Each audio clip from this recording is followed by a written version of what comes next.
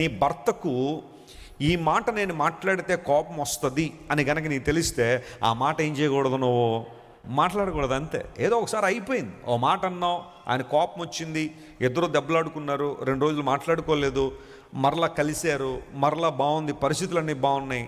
అరే last time నేను ఈ మాట అన్నందుకు నా భర్త కోపం వచ్చింది కదా, ఇంకొద్దులే ఆ మాటలు అని చెప్పి అనుకోవాలి కదా కొంతమంది స్త్రీలు.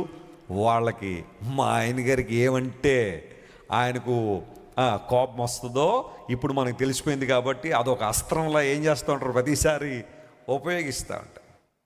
నీ భార్యకు ఏదైనా ఒక మాట ఇబ్బందికరంగా ఉందని నీకు తెలిసినప్పుడు, లేదా ఆ మాటలు ఆమెను బాధిస్తున్నాయని తెలిసినప్పుడు, ఆ మాటలు ఆమెకు కన్నీళ్లు తెప్పిస్తున్నాయని తెలిసినప్పుడు మాట్లాడకుండా ఉండగలుగుతున్నావా సహోదరుడా?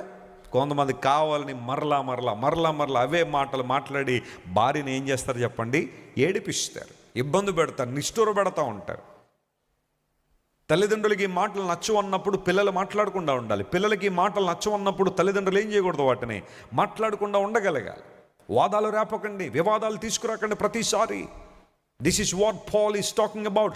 సంఘము దేవుని యొక్క రిఫ్లెక్షన్ కనుక, దేవుని యొక్క స్వభావాన్ని లోకానికి చూపుతున్నాయి కాబట్టి చిన్న చిన్న విషయాలను మీరు ఏం పెట్టకండి, వాదాలు పెట్టుకోకండి.